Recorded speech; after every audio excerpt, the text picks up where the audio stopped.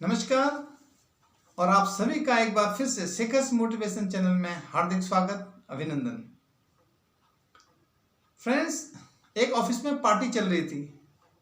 सब लोग खूब हंस रहे थे, मुस्कुरा रहे थे और मिठाइयाँ खा रहे थे और बधाइयाँ दे रहे थे एक दूसरे को।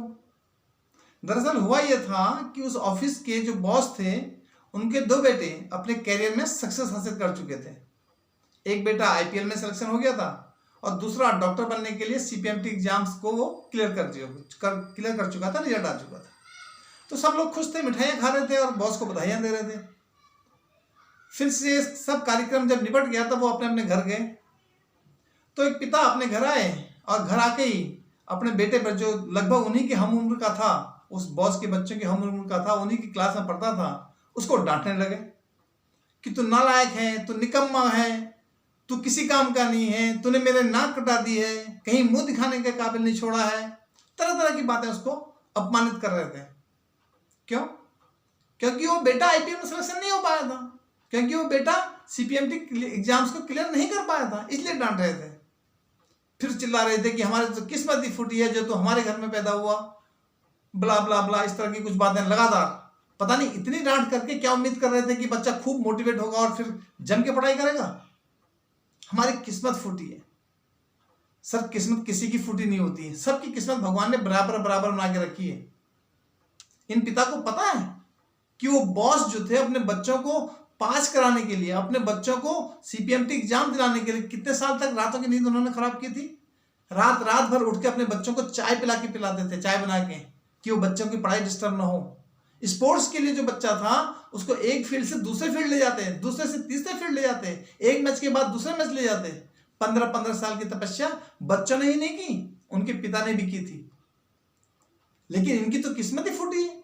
इनको तो लगता है कि सारी दुनिया का बोझ बस इन्हीं के कंधों पे है, सारी दुनिया की जो फूटी किस्मतें हैं वो इनके घर पे आ गई हैं।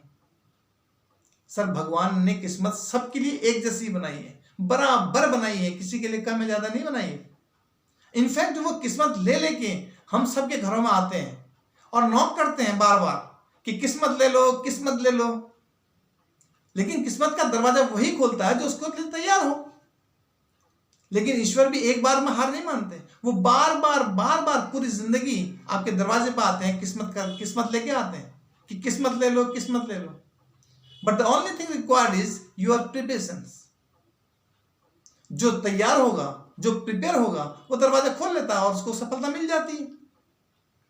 अब इन पिता को समझाने के लिए एक छोटी सी स्टोरी है, एक रियल लाइफ स्टोरी है जो काफी साल पहले मेरे साथ घटित हुई थी। मैं एक सेमिनार में गया था जहां हजारों ऑडियंस बैठी थी, बिजनेस सेमिनार था, और वहां जो मोटिवेशनल स्पीकर होते हैं वो धुआंधार भाषण दे रहे थे। ड्रीम्स, गोल्स, सक्सेस, पॉजिटिविटी, इस तरह की बातें चल रही थी कि पूरा हॉल, पूरी जो ऑडियंस थी, तालियां बजा बजा के नाच रहे थे, गा रहे थे, सीटियां बजा रहे थे। वहां का एनवायरनमेंट इतना पॉजिटिव था कि कोई अगर डेड आदमी भी वहां पहुंच जाता तो उसके आंखों में भी सपने तैरने लग जाते। इतना शानदार माहौल था। फिर उस स्पीकर ने एक एक करके सारी ऑडियंस को स्टेज पे बुलाना शुरू किया कि जो कोई भी अपना ड्रीम शेयर करना चाहता है वो प्लीज स्टेज पर आए और सबके सामने शेयर करे। तो सारे लोग खुश थे, इंजॉय कर रहे थे, सारे लोग एक्साइटेड थे, एक एक करके स्टेज पे जाने लगे और अपना ड्रीम उस बोर्ड पे लिखने लगे। वो जैसे जैसे अपना ड्रीम उस बोर्ड पे लिखते जाते, नीचे ऑडियंस तालियां बजाकर उनका स्वागत करते, उनका उत्साह बढ़ाती, वो माहौल, वो एनवायरनमेंट और शानदार होते जाता।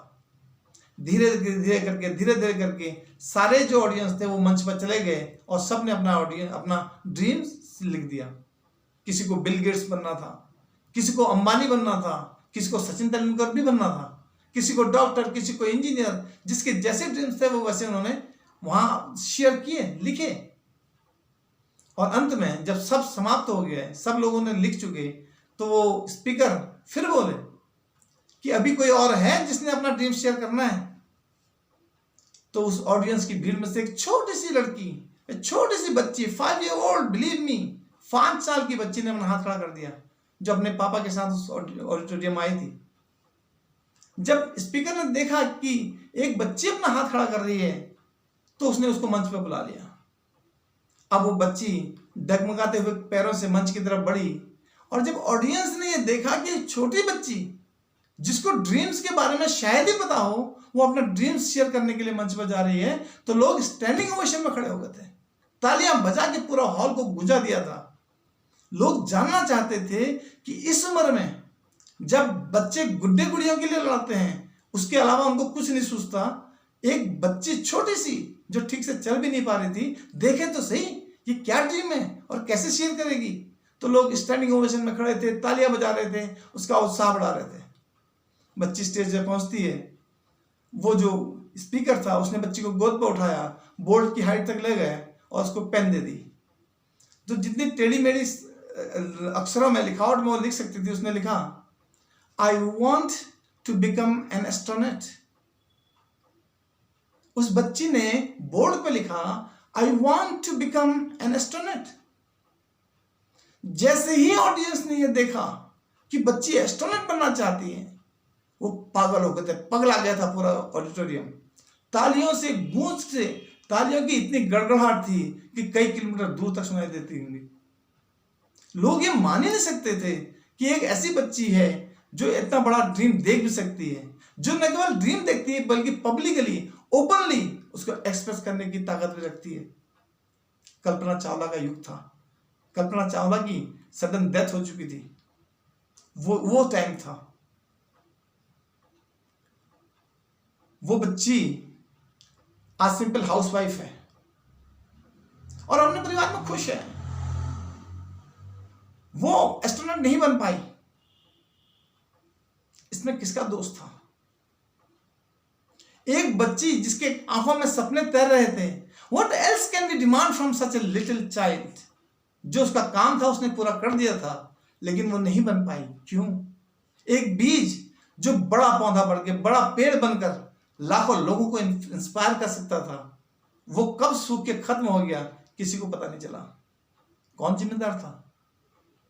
सोचिएगा, मुझे बताइएगा कि कौन जिम्मेदार था, और उन पिता को भी बताइएगा जो अपने बेटे को डांट रहे थे और ये कह रहे थे कि उनकी किस्मत फूटी है जो उनके घर में वो पैदा हुआ।